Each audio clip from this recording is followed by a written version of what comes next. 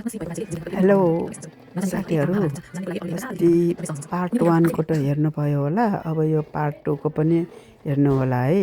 कस्तो हुन्छ, के तयार भयो हेर्नुहोस् ल। सबै भिडियो लास्टसम्म हेर्नुहोस् है।